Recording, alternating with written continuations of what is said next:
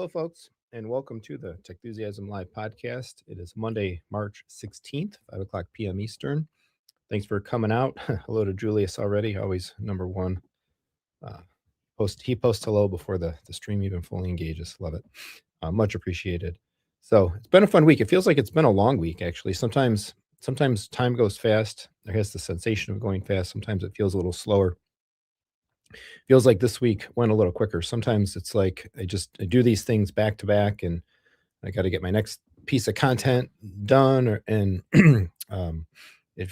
things feel rushed. But this week felt really long for some reason. I think it was just because maybe different things were happening on different days. There were more like a movie. Movie feels longer, I think, when there's a lot of different scene cuts rather than when it can kind of stick in the same scene for a longer period of time. We had a lot of cuts going on this last week. A lot of activity, some milestone um, uh, things in the family happening in my immediate family and in some of my extended family. So lots of happy milestones and new things going on. So good there. Hitting the workouts and stuff, doing my glucose monitoring, still wearing my thing. I think I mentioned that last week. It's been really interesting to pay attention to uh, the results of this sensor in conjunction with what I eat and how I eat and stuff like that. And I think I've got an opportunity to actually optimize my diet a little bit in a way that I'm hopeful could have some really nice health ripple effects. So I definitely have some glucose spikes higher than desirable. Nothing crazy, but just kind of mildly outside the normal band. But it's really seems to be really dedicated on eating more sugary foods and stuff. So it's one thing for me to say like I'll avoid the junk because I know it's bad for me and I shouldn't eat it. But in my mind, as an engineer and whatever, it's a whole different thing when I actually have data that's explaining to me like what the negative repercussions are on my body. And I wonder if I um, get this like really cleanly managed, um, what other kind of positive ripple effects it may have on my health overall. So um, yeah, so I like data data collection and doing data driven stuff. That's why I like the tonal so much as well. So that's been going on. Been an interesting week of monitoring and logging, uh, and kind of paying attention to the impact of all of that. So a couple things we'll talk about today. At an interesting meeting with Trinnov and some of the plans going forward with the Trinnov integration that's pending here in the home theater room. Um, so yeah, that's kind of one of the main things. And then the video posted this week actually has gone crazy. So we'll talk a bit about that topic, the Apple TV continuous audio connection. I don't know if I just happened to hit the YouTube algorithm in just the right way, tickled the algorithm in just the right way. But man, like 80,000 views on a video in a matter of a few days, and it was like 50,000 in the first couple of days. So it's definitely trailed off a little bit, as most videos want to do. Nothing, probably nothing in this niche truly goes viral unless it's like I don't know, a TV falling off the wall and crashing to the floor or something. Um, or just some kind of entertainingly simple short. But for like a long form video explaining a technical topic, that video just absolutely crushed. So I actually made another one about it, but we'll talk about that as kind of we go through the topics for today. So hello to a couple other folks. Chintaput, welcome. Hello. Garlando Lewis, welcome, my friend. Welcome, my friend. So anybody out there, feel free, drop a comment. Let me know who's out there. Hit the like if you would, please. And let me know, what have you been up to in the last week? If you made any upgrades? If you had, um, or do you have any upgrades pending? Anything I can help you with? Also in the weeks ahead. Welcome, Srin. What do you got going on in your room? We actually did we actually did watch a movie. So we broke the we broke the unused streak on the room here, which had been going for quite a while with just a lot of things going on through this winter. Usually wintertime is a period of time where we can actually watch more movies, and it hasn't proven to be the case this winter or this past winter, now that we're already here into springtime. But I think we'll actually have a little bit more opportunity to do so. But we had a nephew stayed the night again in conjunction with some of the family. We had a family party, hosted a big family party and stuff on Sunday. So the nephew, similar age to my son, stayed the night. They had fun playing all their stuff, playing video games and whatnot. He was here last night, so we watched Zootopia 2. I quite liked it. I think Disney has a big hit on their hands with that whole series. And definitely Zootopia 2 definitely sets the table for a trilogy. So I expect Zootopia 3 to be fast tracked into production. I think Zootopia 2 actually did really, really well in its theatrical run also. But it popped up on a, not sure if it's still actually discounted, but it popped up on a Kaleidoscape flash sale. And I was probably going to get it. I mean, I was going to get it anyways, just a matter of when I was actually going to buy it. And then since the nephew was a little younger, we decided let's do a movie, and we weren't sure which we might do. And it's like, hey, that just came out, and I had just picked it up because it had dropped down to 14.99. Yeah, still is actually. So FYI, it probably won't stay there. Actually, does it say limited time special pricing expires March 18th? So by the time I didn't do a This Week in Kaleidoscape video last week, I'll do a Kaleidoscape store update video probably this week. There wasn't a whole lot going on super interesting last week, but there is more going on with new releases and updates and stuff since. But yeah, jump on it. I highly recommend it. 91 and 95% Rotten Tomatoes on the tomato meter and the what do they call the other one, the popcorn meter. But it was fun. It's a good movie. Um, Looked great, looked fantastic on the video chain and all that. Of course, in here, of course, we watched it down in the theater room, ultra widescreen, 240 aspect ratio, so filling the scope screen up to the maximum. Audio was pretty good. Didn't really crank it as loud.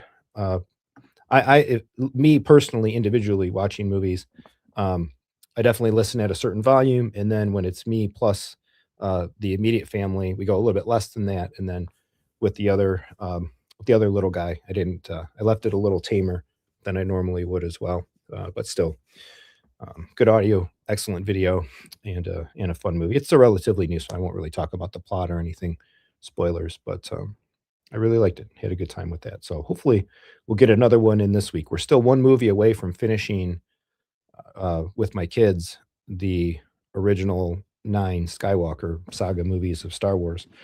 And then hopefully want to jump right into still want to jump right into Solo and Rogue One. Oh, we did 2 movies actually this week. I forgot about that. Um, yeah, with one of the activities going on, my daughter made a movie pick, and so we watched the second Karate Kid. We watched the first one a little while back, but yeah, she wanted to continue the series, so we ended up doing the second Karate Kid. So 2 movies actually in the last week. I forgot about that. We didn't watch Karate Kid downstairs. We were already kind of like um, already kind of nestled in, sitting on the couch, sitting in the living room. And again, man, can't fault that 98-inch TCL and the Utopia audio and stuff going on in there. So we just watched that one upstairs. Still looked pretty good. Kaleidoscape, watched that one. Still on Kaleidoscape, of course. 4K. Let's see. Yeah, 4K. Was it in? Yeah, 4K HDR. It actually was in Dolby Atmos if we would have watched it down here, but of course, we don't get all the immersive effects and stuff like that upstairs. But I thought it looked pretty good as well. Didn't some of the older movies like that, those 80s movies and whatnot, can still come off pretty grainy to me, more so than I would prefer. But I feel like Karate Kid 2 looked pretty clean, so I was happy with the video quality, and then still getting the audio system upstairs delivers quite well. So I have no qualms about watching any content up there. And I don't remember if I mentioned the other thing that we had just watched. My son and I, we rocketed through the first 5 episodes of the original, like late 80s Teenage Mutant Ninja Turtles cartoon. So we had a good time with that. I think next on our cartoon watching agenda will be X-Men 97.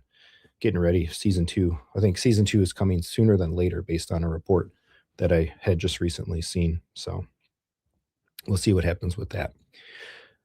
But so that video again. Let's talk about the Apple TV continuous audio connection. So a little while back, in the betas now, it's only in the betas, I believe, so far. Betas of Apple TV OS TV 16.4.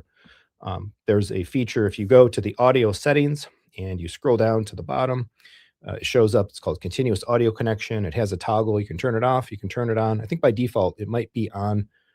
It's only a couple things. It's only available in the betas. I know in the video there's a lot of comments about, I can't see it. So one, you have to be in the betas, which I believe it's only in the developer beta, not yet in a public beta. So it'll ring up eh, probably sooner than later, probably in the coming weeks, if you don't have the betas. It also seems like it's not even available on the earliest incarnations of the Apple TV. So I don't have any earlier hardware to fully corroborate that or not. For the Apple TV, I always buy and use the latest version of the hardware as soon as it comes out.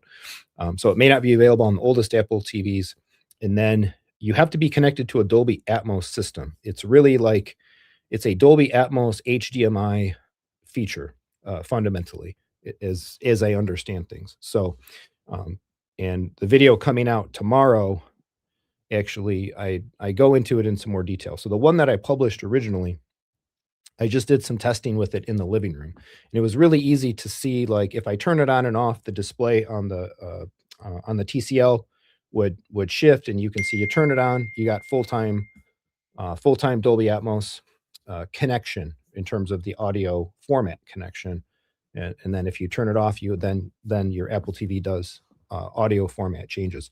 So the whole purpose of the feature is basically instigating a element of reliability for a continuous audio connection, which is exactly what it's called. So if you go around the Apple TV, you're just in the UI and you hear the bips and the bloops and whatever, like that's just two channel PCM, or maybe you're watching YouTube, or you're watching like YouTube TV, or you're using like your cable subscription streaming app. That might be in stereo, that might be in classic Dolby Digital. Then you watch a movie that is possibly in Dolby Atmos. And so there's always these like different audio format changes going on. And if you're using Apple Music, maybe you've got a playlist of a bunch of different songs that are from different albums, and so some of those songs could be in different audio formats as well. Or just like having a song play and stop, depending on your connections, your setup, your receiver, your preamp, that may disconnect the audio connection in between the songs. And then every time a new audio format change or a new audio format connection is required, of course, what can happen? Well, there could be delays. Maybe you have a preamp, a processor, or a receiver that actually takes a while to lock on to the audio signal. And so, and some of them can be long, of course, the older Trinnov hardware and stuff, right? Maybe several seconds or longer to get the audio connection back up. Maybe re-engaging the audio formats in your system creates like really big noises, pops, and crackles or something that are kind of jarring, or just very kind of undesirable, of course. So by engaging this feature, what happens is any audio format that would have been being sent through the Apple TV, rather than being output potentially in its native format, is the Apple. What happens is the Apple TV just establishes a Dolby audio connection that basically looks like Dolby Atmos. It's really the like Dolby mat container thing that they use, and everything is kind of stuffed just into that container, but that container is always output the same way, and the Apple TV stays in lock with your audio system, so there's no format change, despite the fact that there actually may be a real format change under the covers of that container. And so because the audio connection is always consistently established, then it never has to be reestablished. You never get the delays, you never get the pops, the crackles, or like some of the negative side effects and stuff that could potentially ensue depending on your system. So I think it's a really smart feature. I think it's really great that it's a toggle, because actually some people may want to use it and some people may not. I'll talk about the reasons why not kind of after the fact. So the video that I did on the video I did last week, I was up in the living room, and again, and I was just I was engaging the feature, and I didn't really even need to play back any content. It's hard to play back content anyway in a video and actually put it up in a monetized way, because I can't play commercial audio. There'll be like YouTube takedowns or what like that. And then even video, if I'm recording the screen and I'm playing video, I have to blur that out because I don't want commercial video. or something to happen to get a content strike or demonetization or anything like that. Try to be very careful and properly protect intellectual property, and so on. I think audio stands to be more dangerous than video. Is my gut feel anyway, based on doing this for a while and seeing other people suffer content strikes and so on. Um, but again, the overlay of the TCL's info screen pops up in the upper right hand corner, tells you like when there is a format change, it tells you the resolution, HDR or not, and then if it's like Dolby audio, it'll say Dolby Atmos, and if it's not, it just doesn't say anything. And so by triggering the continuous audio on and off, I could see the Dolby Atmos connection establish, and then the tag would come up, and then if I toggled it off, it would go away as it disconnected. So that was pretty good, but again, in that video, it's crazy, like, that video flew. I logged in later that day or the next day, and I was just astounded by it's, like, just, like, literally straight up. All of my charts now, all my analytics are just, like they're kinda, like, flat, flat, flat, flat, and then boom, it's, like, straight straight up. Um, it's awesome to, like, log into how much is your content earning, which normally, I don't know, I might like YouTube ad revenue for me on a good average month is maybe like $500 or something like that. But that video, there was like there was a single day where it was like $100 of revenue. It's like, man, one day is like a fifth of an entire month of normal revenue flow. So hopefully, I guess the video resonated. People were watching it. There's a lot of great comments and whatnot. So I was engaging, tried to engage on every comment that I could in there. But a couple other things came out of the comments and stuff of that video, like the byproduct of the fact that when you engage continuous audio and the Apple TV is consistently locking in a Dolby connection to your receiver, your preamp, whatever, you you can't use any up mixers. So if you're watching, let's say you're watching a movie on iTunes, maybe it's an older film, whatever, TV show, something, it's in Dolby Digital 5.1, or even just two channel stereo. Maybe you want to use the Dolby surround up mixer, and you can't because the receiver or the preamp is already engaged in a Dolby audio mode where it's not going to do any matrixing or upmixing. It's going to just play what it gets because it's already engaged in that mode. So, I think it's a great feature for watching smaller bits of content sequentially. Again, it's great for music. Probably it's great for watching YouTube. It's great for even like a TV show, maybe 20 minutes or something like that.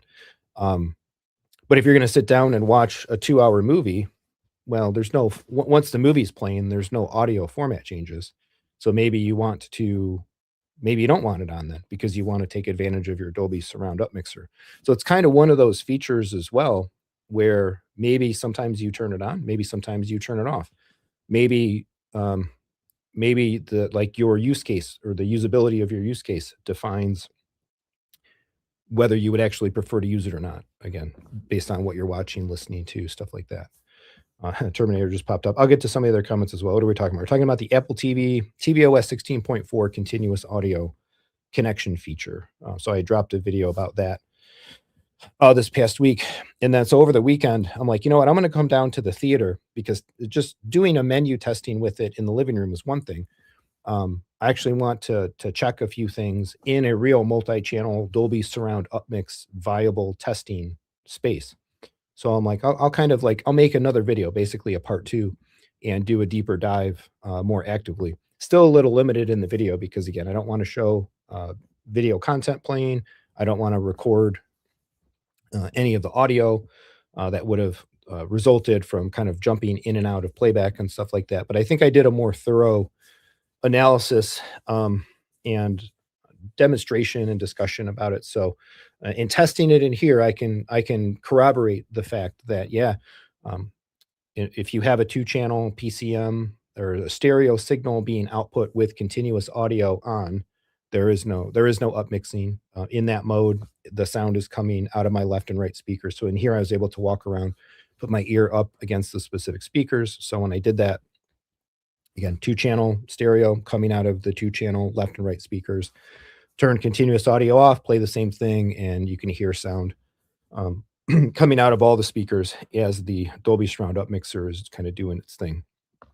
The way that I was testing it, actually, this makes it really easy too if anybody's playing around with the feature, and is I just picked a movie, basically. I think in the video I used Despicable Me 4, um, and in Apple, of course, when you go into your library of movies, and I picked Despicable Me 4 just because it was like one of the more recently purchased movies in my iTunes library. It's at the top of the list, and it's in Dolby Atmos. So you click on the movie poster, you go to that menu, kind of like the DVD Blu-ray menu looking screen, and then from there you hit play, and then it actually starts playback of the movie. Well, most of those like menu screens have audio, some audio from the movie soundtrack or whatever playing in the background. That audio is generally two-channel stereo. So it's a great way to test between jumping directly from a two-channel stereo audio signal right into the movie, pressing play, which is in Dolby Atmos, and then if you stop or press back, you come back to the menu and the two-channel audio like re-engages pretty much instantly. And I can corroborate that. So again, if it, with continuous audio turned on, in the menu where the stereo audio is playing, there's no surround up mixing going on. However, when you jump in and out, the audio pickup is instantaneous. So you press play as soon as it still takes a second for the stream to kick up, but as soon as the stream engages, the video signal comes up, boom, the audio is right there. Then you press stop, and then as soon as you're back to the menu, as soon as it's visually on the screen, and it's that background audio would kick in, boom, I could hear it on my system. Whereas if I turn continuous audio connection off, and this is with the AVM90 still, um, I had about a 4-second delay. I was just counting roughly, like 1001, 1002. I didn't do like a hard stopwatch scientific test, but it was about 4 seconds or so. Either one of those going from the menu playing to when do I hear the audio, the Dolby Atmos audio of the movie, press stop, when do I hear the audio of the menu relative to when I could see it. And on the AVM90, it's about 4 seconds, maybe 3 to 4 seconds.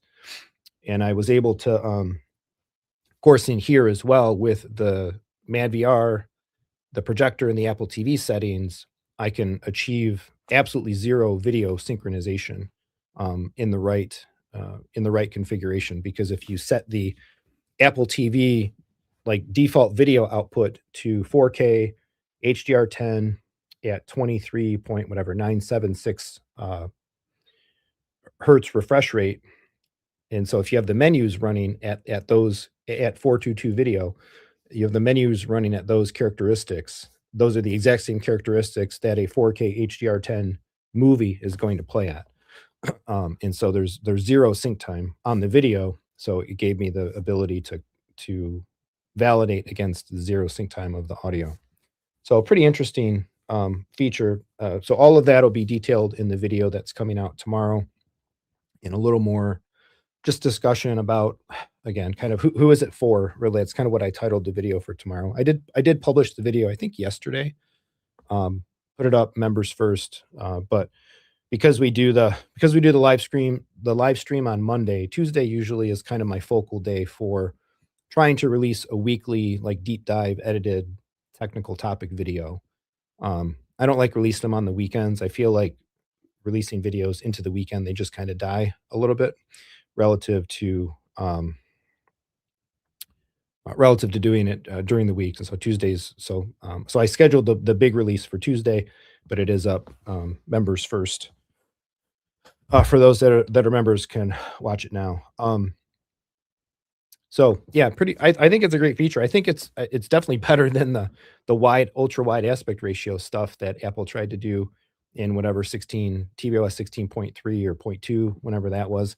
That feature is total flop. It's just kind of completely wrong, in terms of like, or almost completely wrong in terms of like what we as enthusiast hobbyists would want that feature to do, if in fact we do have scope screens um, and the type of system logistics that go with it.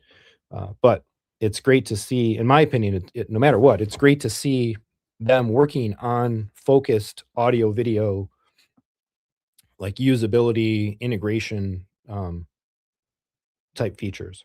And so the other big thing that of course, like that I started getting questions, which led me to go investigate the feature and make the video from last week, which was like, like, or actually somebody had commented that they were asking about the feature in AI, whether a chat GPT or something, and it was giving feedback to suggest that this had something to do with lossless audio.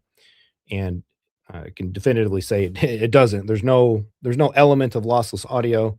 The continuous audio connection is not in my opinion, not a forebearer of any additional support for like lossless audio coming to Apple TV. This feature is entirely about connection stability.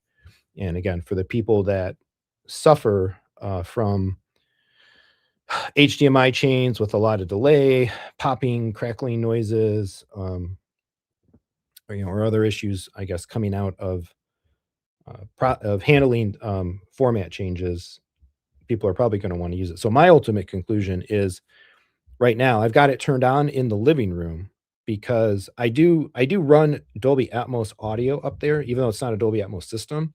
Going back to some of my earlier content, I believe that the right way, like you want to run the highest quality audio stream that you can get. And so to me that's Dolby Atmos, even if Dolby Atmos is being decoded and output as two channels. You still get all the information. It should be getting turned into two channel PCM, and then all the channel information is getting kind of put together. But it's higher bit rate still, and ultimately I think higher fidelity. However, in the living room, I'll never use an upmixer algorithm or anything like that. I just want, if I'm streaming something or playing something, I would want to get the best quality audio format stream that I could get, but I'll never do an up mixer. So up there, it's like, hey, might as well turn it on and have no um, delay, synchronization, whatever. Especially up there where we may actually be more inclined to play a music playlist, something like that in the living room. Whereas down here, if I'm coming down here and I'm going to use my Apple TV, I'm probably watching something longer form. I'm probably watching a movie. The only reason I would probably watch it on the Apple TV is because it's not available on Kaleidoscape, or it's locked to, just in general, or it's locked to a streaming provider. It's a Disney Plus or HBO Max exclusive or something. Um, so I'm gonna come down here. I'm gonna sit here for a couple of hours. I'm gonna watch a piece of content, or I'm gonna watch like a high end TV show, something like that, where still it's gonna be a 22-minute episode, a 45-minute episode. Maybe I'll watch an episode or two, and if that audio is in less than Dolby Atmos, I've got all these speakers and all this stuff. I use the Dolby Surround up mixer like all the time. So down here, I would want the up mixer. I would want the availability or the capability of the up mixer to be applied. And I'm usually not down here watching again shorter snippets of continuous things, sequential things, one right after the other.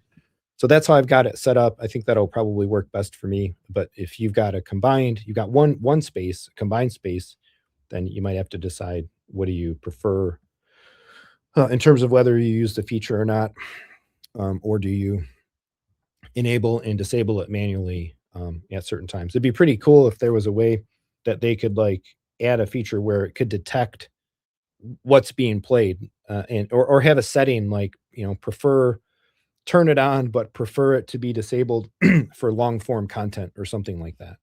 And so, the Apple TV knows that I'm in an app, I started playback on something. The runtime of the thing that I started playback on is extended if the period of time of the thing that I pressed play is greater than 20 minutes. Well, turn off continuous audio connection so that like an upmixer algorithm could be applied, and then when playback is stopped, let the Apple TV turn it back on. They could even use like, I don't know, use some AI or something, right, to manage that, to get an idea about what's being played. So that's I think they could do some cool stuff with the options and configurations around it. I wouldn't really expect that necessarily to happen per se, but it's not a tall order to jump in and out of the menu system, turn it on and off. Again, if you're watching a 2-hour movie, or you're gonna string together a couple hours of TV shows, stuff like that.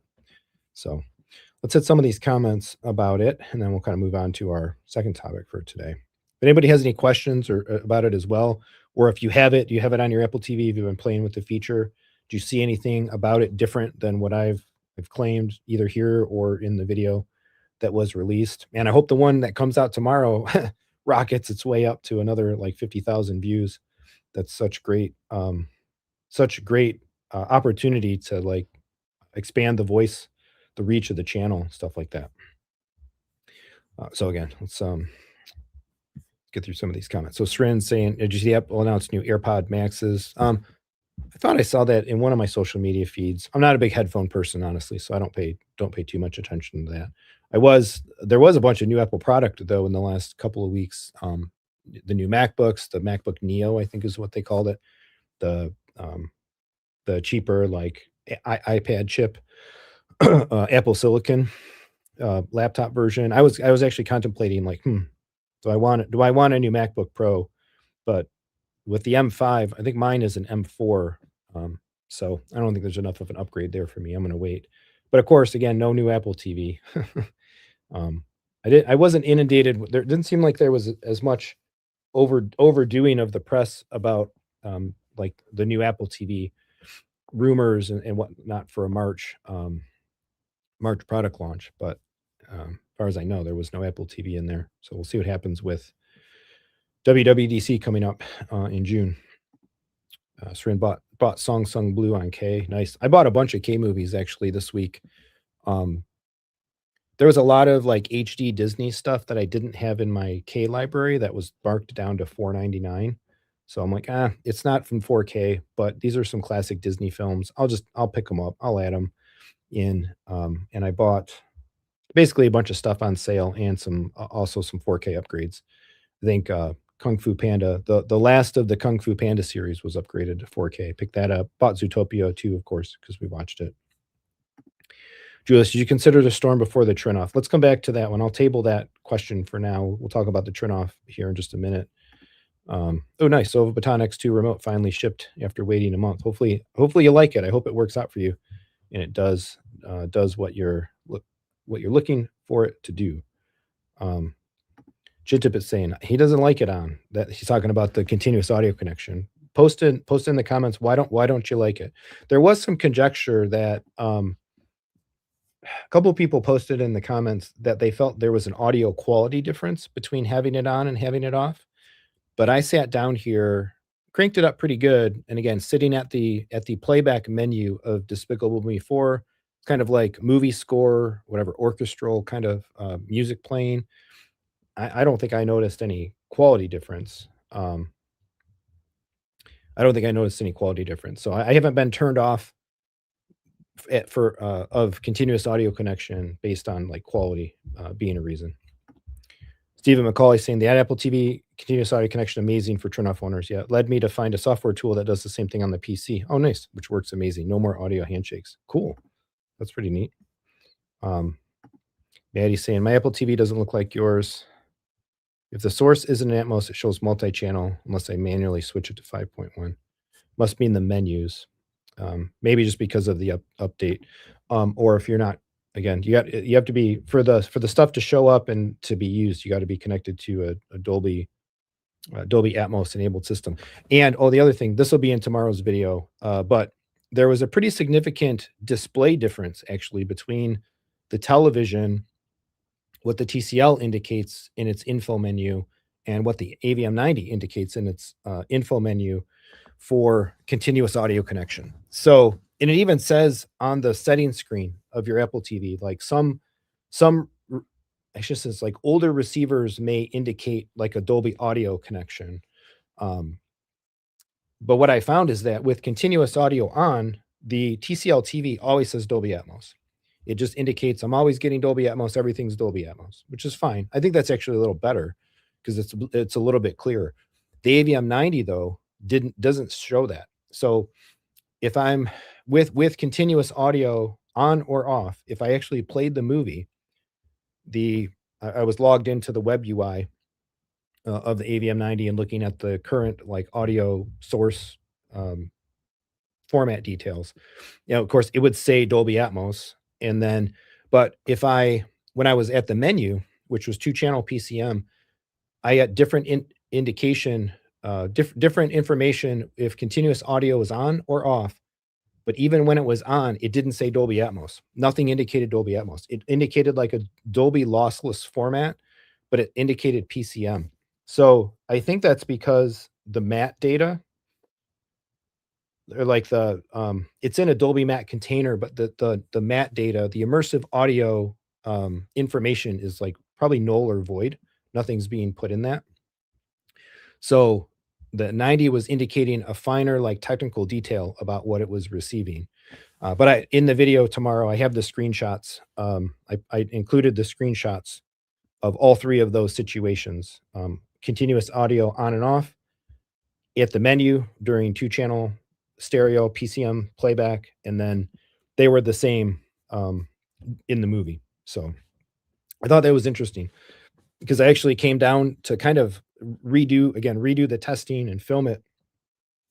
And then as I was running my own experiment before I turned the camera on and started to talk about it, because I wanted to have the proper idea, of course, about what I wanted to say and how I was going to frame it and everything. It's like, holy cow, wait, it's behaving differently. So different take note of that. Different receivers, preamps, etc., may indicate different things with that feature. So Terminator Dune would be a good test since the audio starts out immediately when the picture begins. Nice. Yeah, I mean, it doesn't matter like if you're not necessarily like right at the very beginning of the movie, because with the Apple TV, you could always just fast forward to a moment in the movie where like people are actively talking. So as soon as you press playback, you resume playback from that point, and there's going to be audio immediately there. And it's very interesting. Yeah, again, I think it's cool. I think it's good. I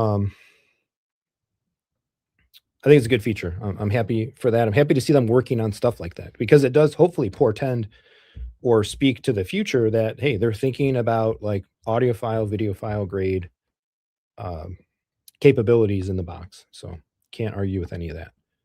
Terminator, all I want to know is how the Trinnov handled your base management, how it compares to what the Anthem did. Yeah, we're coming up on that soon. All right, so let's talk about the Trinnov. So last week, actually I took Thursday afternoon off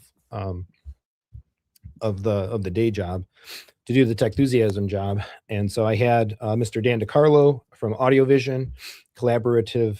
We're not business partners, but say collaborative. Business collaborator, of course. He's been on the channel a number of times. It's been a while though. But probably actually been more than a year since Dan's been on. But he's still my Control 4 integrator, stuff like that. And we're working together on a few things behind the scenes. So Dan came over, and then one of the Trinnov executives was basically one of the Trinnov executives was in the area. It wasn't John Heron. John's usually the guy that I think everybody sees. Actually, Audioholics just put out a video. I think they were at an event. John was there. He's kind of one of the more publicly spoken guys that kind of represents the brand on a lot of social media streams and interviews and whatnot. So it wasn't John, but another one of the company executives was coming through, and then another business like rep brand partner. So they were coming through Southeast Michigan, whatever, and got in touch, and it's like, hey, let's all meet up and get together, talk opportunities, talk some business, kind of check in, see what's going on. I'm like, well, if you guys are coming through, I'm like, you guys should just come over, basically. I'll give you a demo, and then obviously by the time we started to set up that meeting, my purchase order was already in, my equipment was already, my order was already set. So I'm like, yeah, I've got a bunch of questions actually. So having people here to understand the room, the details of this application, the experience center here, and then we can talk through some of those questions. So it was a really, really great meeting. Everybody dug the space, was impressed with the space and everything. And going back to, I think it was 2 weeks ago actually, when I made the announcement, and I was kind of musing on what's going to change, or what are the elements that are going to change in here with the Trinnov. So I was able to get a variety of that settled. So I can say that one of my thoughts was I had taken the 10-inch triad bronze in-wall subwoofers out of the living room, and they're sitting right on the other side of this door right here. So I still have the 2 subwoofers. I still have the rack amplifiers that go with them. I've had them up for sale, but I have to say I haven't really worked as hard as I could have or should have to actually sell them. I probably just need to gut the prices a bit more. I really like to get these boxes out of here. So if a couple of in-wall subwoofers could benefit anybody, man, please get in touch with me. I'll cut you an awesome deal. I want to get these boxes moved. I was wondering in the back of my mind, I'm like, well, should I just use them in the room in here, especially for waveforming and stuff like that? Could another pair of 10-inch subwoofers do something useful if it's proving challenging to sell them because they're so application specific? I think it's really that more than the price is you have to find somebody that needs in-wall subwoofers, ideally somebody that wants 2 of them and then can actually fit the form factor and stuff of these subs. So in-walls are always going to be, in-wall stuff is always gonna be harder to resell than, more regular gear. I could probably sell these SB17s in a day, right, or something out of the rack or whatnot. But in walls are such application specific thing. It's challenging to sell. You got to find the right person. Same with screens. If you've ever sold any used equipment or replaced it, selling projection screens is a pain, and you're probably going to have to just like take very little to move them. But in any case, my thought was, well, they're not great to look at because they're meant to go in the wall behind a speaker cover. So I don't want to have them out anywhere, and they're a little too thick actually to fit in the less deep drywall studs that are the walls of the basement framing down here because they're not load bearing walls. They're just the framed walls to be able to make rooms and stuff for the finished basement. So my thought was, well, behind me, I've got the closet. I could take this uh, panels that are behind me. There's 2 of them there. You can kind of see the seam, which is my finger, this one. You can kind of see the seam right there. I could split them apart, and then I could set the triads in there facing out from the closet on the shelves, and maybe they could be Trinnov waveforming absorbers or something like that. Maybe they would help out in some way. And that was really a hard no recommendation from everybody. Like, you're going to destroy anything useful that they would be doing by basically kind of having them inside the closet, which makes sense. Again, it was just an idea, and I wanted to ask the questions on these things. But so the it was deemed the risk factor of negative interaction being in the closet wasn't worth any potential value that they may provide. So that is out, and I'm gonna be back on the pathway again. I'm just gonna sell them. They just need to go. I'll take whatever I can get for them. I just want to get them out of here, get rid of the boxes, and so I'll put a renewed interest into doing that. Renew my Facebook Marketplace listing, and maybe drop the price a little bit. Probably drop another community post sometime this week and offer them up. I also still have a pair of Focal IW LCR6s if anybody is interested in those. Same speaker that's right here and right here, uses my side and rear surrounds. It was my LCRs before, it was my speakers in the living room before the Utopia upgrade. So same thing there. I'm tired of looking at those boxes and stepping over them in my storage room. If anybody can take advantage of a pair of Focal IW LCR6s, I will cut a heck of a deal on those as well.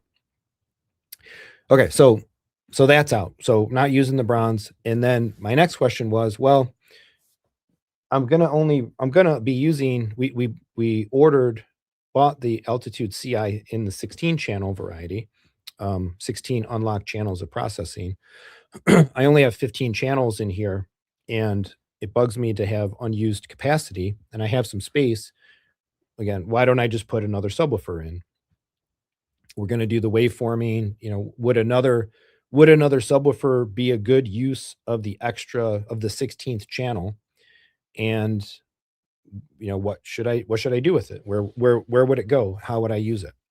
And so the answer to that question was, yeah, actually, a very positive yes, that properly placed in the room, another subwoofer could really be beneficial to not necessarily the output. Again, I'm not really even after I'm not really after output here.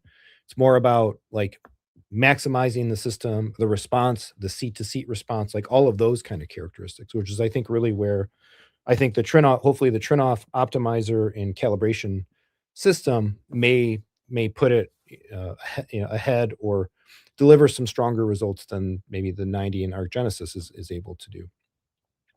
So ultimately, we came to the conclusion, yeah, do the fifth sub and put it in the front. That was my thought as well, is that I would put it in the front wall because I kind of like having these. I like having these panels behind where they are, kind of blocking the closet.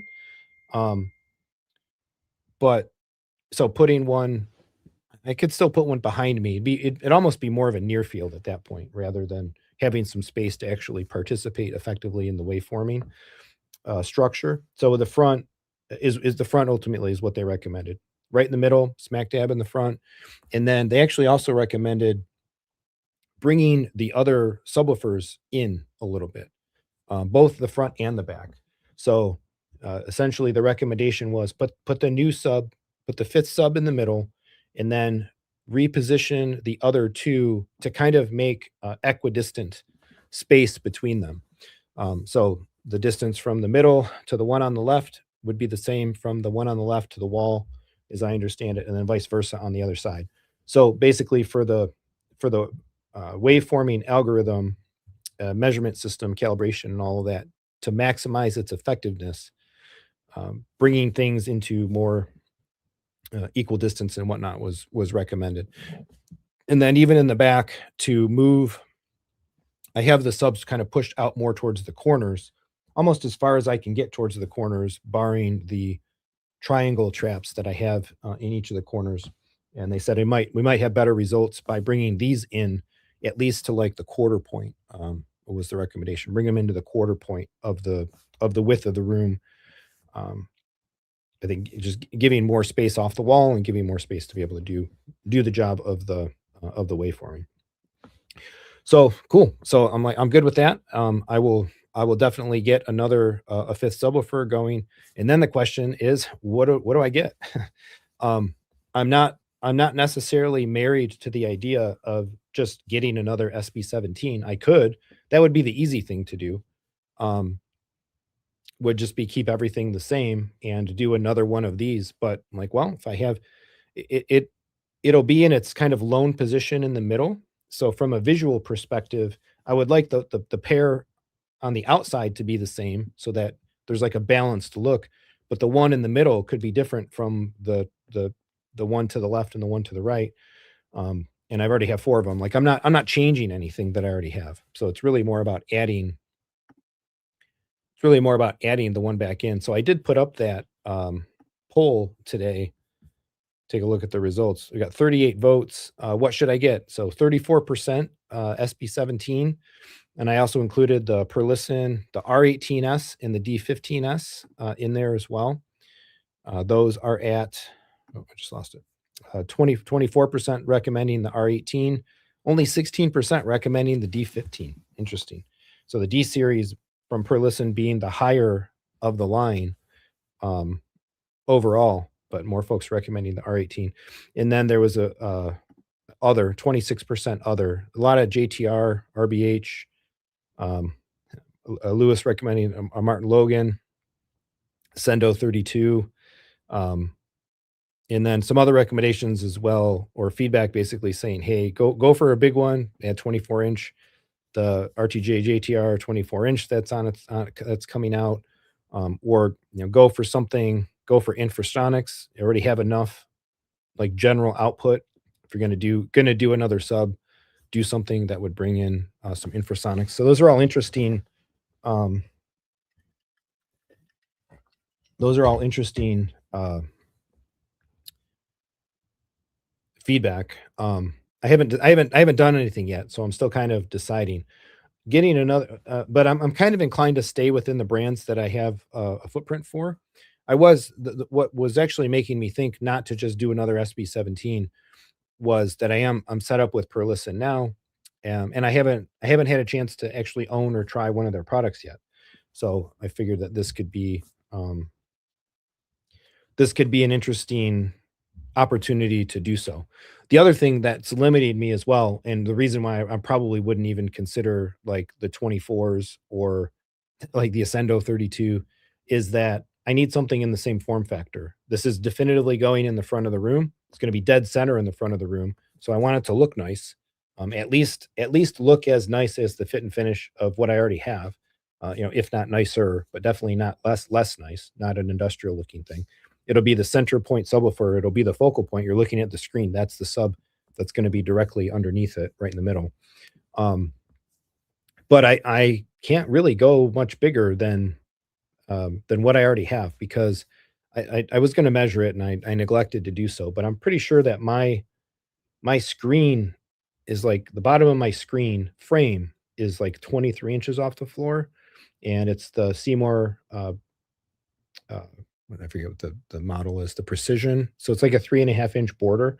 I'd rather not have the subwoofer be up in the border of the screen. If I ever have to take the screen out, I'd have to move the sub because I wouldn't be able to, like, kinda pull the screen forward. So, from a size constraint perspective, another SB17 would be very desirable, actually. Um, the R18 per listen is bigger by a couple of inches. It's a bigger cube by a couple of inches, I think, in each dimension, and that might actually be too big. I think the D15 would fit, but the D15 is not available in, like, a matte finish. It's a gloss only as I understand it, looking at as I was doing some research on different models, and I don't want a glossy subwoofer directly, under the middle of my screen. So, we'll see. Actually, Steven brings up an interesting point here, and they didn't mention, when we were here, I didn't ask this question specifically, shouldn't all the subs be the same when doing waveforming? That's a good question. I'll have to validate that. Is there benefit to maintaining consistency of model in a waveforming setup? So I'll be sending an email about that right after the live stream. If that's the case, then I'm done. My decision is made. I'll just get another SB17 and put it right there and be set. But again, if it's fine and there's no consistency problem to try something else, I'm kind of like I said, I was inclined to maybe get my hands on experimenting with something different. Terminators asking, are the focals the same as Joe's center? They are. So it's the same speaker. Yep, the IWLCR6, same speaker that Joe put in.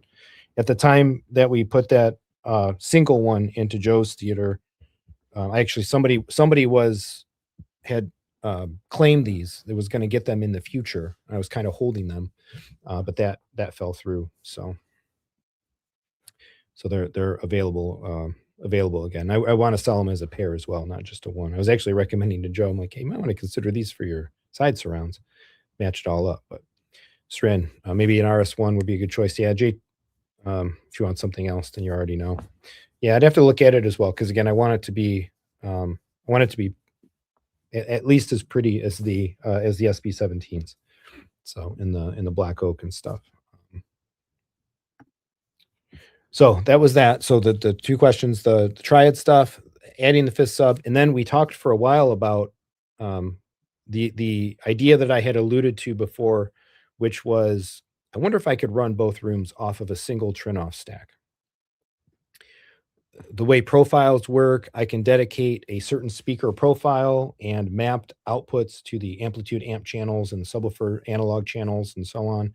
And then I could make another profile, which would be 2-channel on a different set of outputs. I could still potentially use the amplitude amps. And it'd be really interesting. I could basically the rooms would be mutually exclusive in terms of their use because you could only engage one working profile at a time, which means we'd either be in the theater mode or the living room 2-channel mode. But it seemed like it would work. Seemed like it would work. And so they're going to do a little bit more research on that just to make sure that like with the Dante mapping and the channel, the processing channel to the amplifier channel, and then some of the questions about, well, doing some amp bridging and stuff like that. Is it possible to make the connections between everything for what I would want to do? But it seems like it would be in some way or another, it would be feasible to do this. and you can go up to about 40 meters on the extension of the microphone for calibrating. That's more than enough length to get me to have the Trinnov be downstairs, um, and get me with the proper cable, shielded cable, etc., up my stairs, around the hallway, and then down over to the living room. So I would be able to measure this space for the theater profile, and then I would measure the other space for the two-channel profile. Those are separate measurements, completely separate profiles, independent of each other, and the Trinnov doesn't necessarily know that it's operating two different systems in two different rooms, but all of the profile management and acoustic calibration details and stuff are all manageable in that way. So it's possible. I need to decide for myself if I want to do it exactly. Am I okay with that? Am I okay with the rooms being mutually exclusive in terms of their operation? I think it would be a really cool science experiment, home theater science experiment. It would be really optimal from a cost benefit perspective because I mean, best case scenario, I can eliminate the STR in both of the NAD M23s in addition to the AVM90 in both of the M28s, and consolidate that all down into just the CI and the amplitude 16 potentially. I think I would have to, I presume, I'm waiting for all these answers to corroborate, but I presume that I would have to add 2 more channels of processing to the CI to account for the other 2 speaker outputs, basically. So I take it from a CI 16 to an 18, no big deal. That costs way less than, uh, and then the gear that I would be, obsoleting, basically, by doing this. And then the question is, like, okay, how do I amplify the speakers upstairs? So, by default, the Amplitude 16 has 16 channels, given the name. There's 11 speakers in the theater. That leaves me 5 amps left over.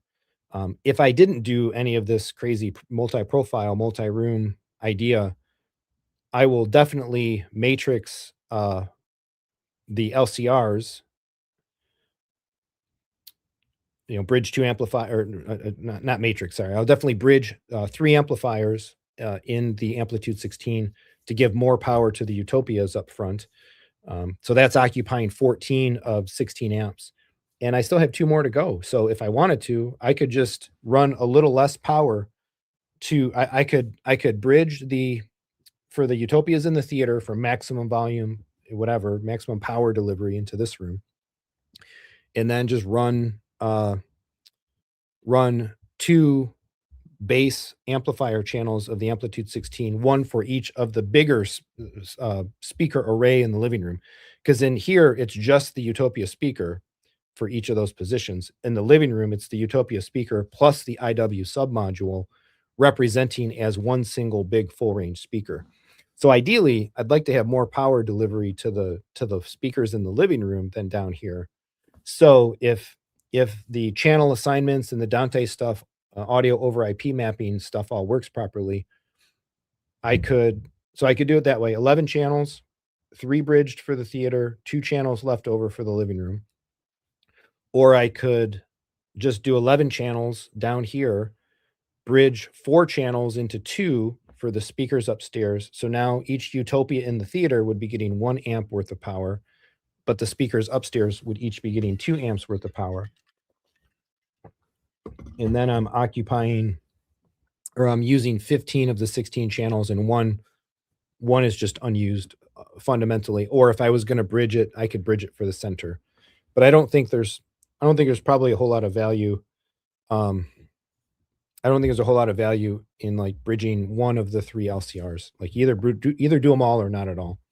So the other thing I could do would be I could just leave the Amplitude 16 for the theater, 11 channels, bridge 3 for the LCRs. Heck, maybe I bridge 2 more for the side surrounds. I'm using all 16 amplifiers, and then I'll have extra analog outputs on the CI.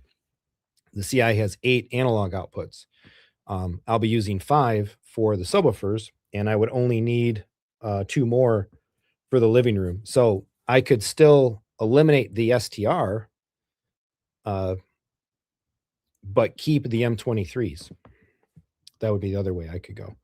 And then I would get some consolidation in terms of eliminating the STR, keep the M23s, and then I would be able to take advantage of the Trinnov optimizer in the living room directly for both spaces. So the folks from Trinnov, they felt pretty positive that having demoed the room, there should be some positive impact for using the Trinnov audio calibration, the waveforming and whatnot. I'm hoping to maybe get some more of kind of like mid-bass punch out of the room, um, maybe a little more control of the bass as well. And um, so we'll see. So I'm waiting again. I'm waiting for kind of those waiting for those answers and corroborations. I need to make a decision about this subwoofer. And then the other thing that I learned is that looked like originally it looked like it might have been into April before before my order fulfillment and stuff would potentially be going through. But now it might actually be sooner than that. It could actually be here in March. So because that's happening sooner than later, I need to get the subwoofer decision made. Definitely, if it's best to have all the subs be the same, then it's easy. I need to get that other purchase order in for for the SB17 and call it a day. So Steven, yeah, so we were just talking about this. Did you confirm you can do 2 measurements and 2 profiles on the same Trinnov? Thought all the calibration was on one room. Because if I can, I'm gonna do the same thing. Interesting. I I get how you can have multiple profiles, but I don't understand you can measure a second room. I think it's more a matter of, like, if the profiles give you the ability to do different speaker configurations, and they don't have to be. Yeah, I don't know. I guess that's the thing, like, I suppose if you the limiting factor may be that you could specify that you have all these speakers in one room, but like you said, you specify you have all these speakers, it measures all these speakers, but then if you only speaker select in a profile, um, then it wouldn't really work, I think, because your measurement would seek to measure all of the speakers in straight one straight sequence. So, yeah, can you get John on here and walk us through that? Yeah, we'll see. You can do separate speaker config, sure, but I don't think you can measure the living room. Yeah, so that's the question, right? So that's the question. We'll see. If that doesn't work out, it's really not a big deal. I'll keep the Anthem gear, or um, I'll keep the Anthem NAD stack for the time being. Maybe in the future I'll look for a nice integrated amp solution. Again, if Anthem upgrades the STR family, hopefully this year, in the new STR integrated's looking really, really nice. High power Class D modules. Come on, Anthem, please. I'd probably do a swap or something like that. But again, as an experiment, I thought it was interesting. So we'll see how it goes. Terminator. So you'd have the Trinnov. The Trinnov is not hooked up. No, I don't have it yet. It's not in my possession yet. I've ordered. It's been almost 2 weeks now, actually, that I'm in line. My order is in line. So again, I've got the CI coming, the Amplitude 16, the microphone, the Dante board, and all the requisite like cables, accessories, and stuff that goes with it. So, and with any luck, I don't know. We'll see. About some fulfillment update this week, um, based on what I was told last week. But honestly, whatever happens, happens. I'm going to be very busy coming up the next 2 weeks anyway. So I'll still have some weekend time, but my weekdays next week and the week after will be very busy. I hope to still stream um, without interruption, but we'll see. We'll see what happens actually for the next 2 weeks in terms of the 5 o'clock Monday time slot. But then I'm back stably for a few weeks, and then I'll have another kind of semi interruption going on.